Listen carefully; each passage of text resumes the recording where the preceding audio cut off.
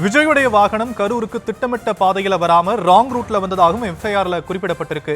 இந்த எஃப்ஐஆரை பொறுத்த வரைக்கும் புகார் கொடுக்கப்பட்டு எஃப்ஐஆர் பதிவு செய்யப்பட்டிருக்கா, இல்ல காவல்துறை தானாக முன் வந்து எஃப்ஐஆர் பதிவு செஞ்சிருக்காங்க முரளி? அது குறித்த விவரங்கள் கிடைக்கப்பட்டிருக்கா?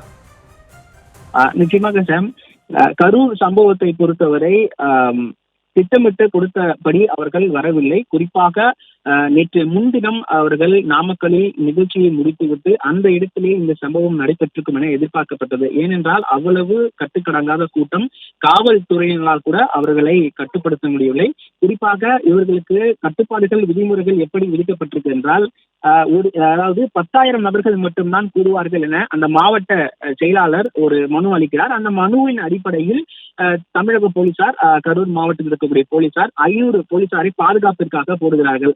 ஆனால் அந்த இடத்தில் வந்த கூட்டம் கிட்டத்தட்ட 27,000க்கு மேற்பட்ட நபர்கள் என தமிழக டிஜிபி அவர்கள் நேற்று முன்தினம் செய்தியாளர் சந்திப்பில் தெரிவித்திருக்கிறார். ஆகவே இவர்கள் கொடுத்த அந்த வாக்குறுதி ஒரு பொய்யான வாக்குறுதி. 10,000 நபர்கள் என சொல்லிவிட்டு கிட்டத்தட்ட அந்த கரூர் இடத்தில் மட்டும் 30,000 நபர்கள் கூடியிருக்கிறார்கள்.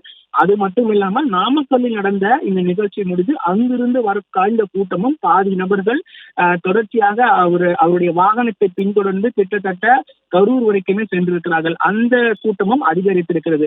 இந்த இடத்தை பொறுத்தவரை மாவட்ட செயலாளர் கேட்ட இடம்தான் ஒதுக்கப்பட்டதாகவும், அதே போன்று விஜய் அவர்கள் பேசக்கூடிய ஒரு இடம் ஒதுக்கப்பட்டிருக்கிறது. அந்த இடத்தை வண்டி நிற்காமல் இவர்கள் அந்த குறுகிய பாதையில் நின்று பேசியதாக ஒரு தகவல் வெளியாகி இருக்கிறது.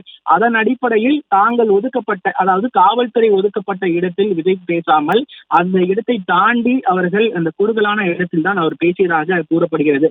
அந்த இடத்தில் தான் பல்வேறு இளைஞர்கள், தமிழக வெற்றி கழகத்தை சார்ந்த நபர்கள் மரத்தின் மீது ஏறுவது, அதே போன்று கட்டவுட்டின் மீது ஏறுவது, அந்த கிளைகள் உடைந்துதான் கீழே இருக்கக்கூடிய பொது மக்கள் மீது விழுந்திருக்கிறார்கள். அங்கு இருக்கக்கூடிய குழந்தைகள், பெண்கள் என கிட்டத்தட்ட 20க்கும் மேற்பட்டோர் இருந்திருக்கிறார்கள். இந்த சம்பவம் தொடர்பாக தான் தற்பொழுது இந்த வழக்கு பதிவு செய்து விசாரணை நடத்தப்பட்டு வருகிறது.